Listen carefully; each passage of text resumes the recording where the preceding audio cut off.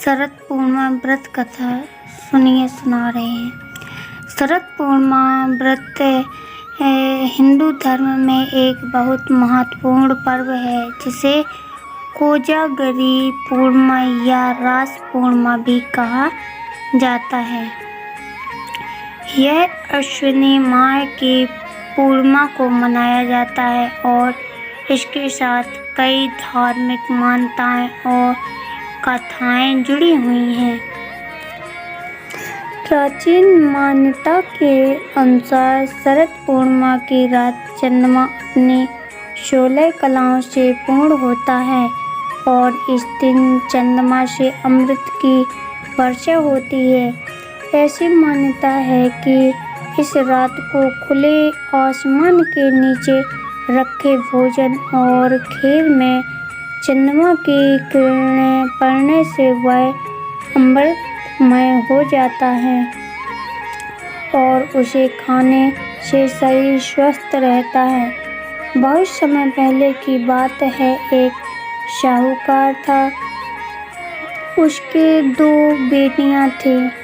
साहूकार की दोनों बेटियां पूर्णिमा के दिन व्रत रखती थीं, लेकिन बड़ी बेटी व्रत तोड़ने में पूरी श्रद्धा नहीं रखती थी, जबकि छोटी बेटी पूरे विधि विधान से व्रत करती थी। इसी कारण बड़ी बेटी को कोई संतान नहीं हो रही थी, जबकि छोटी बेटी को संतान सुख प्राप्ति हो चुका था। बड़ी बेटी ने एक दिन अपनी समस्या अपनी बहन से साझा की। तब छोटी बहन ने उसे पूरे विधि विधान से शरद पूर्णिमा का व्रत रखने का सुझाव दिया।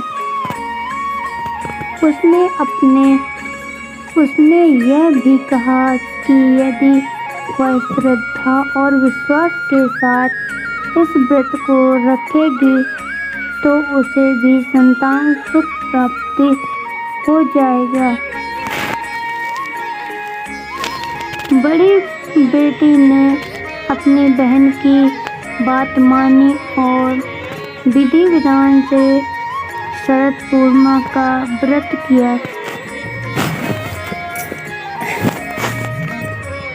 इसके बाद उसे संतान प्राप्त हुई और उसका जीवन सुखमय हो गया। इस कथा का मुख्य उद्देश्य यह है कि सच्चे मन और श्रद्धा से किए गए व्रत और पूजा का फल आवश्यक मिलता है। शरद पूर्णिमा की रात को देवी लक्ष्मी भी धरती पर भ्रमण करती हैं और यह मान्यता है कि जो लोग इस रात जागरण करते हैं उन्हें माता लक्ष्मी का आशीर्वाद प्राप्त होता है और उनके घर में धन धैर्य की वृद्धि होती है। बोलो शरद पूर्णिमा महारानी माता की जय।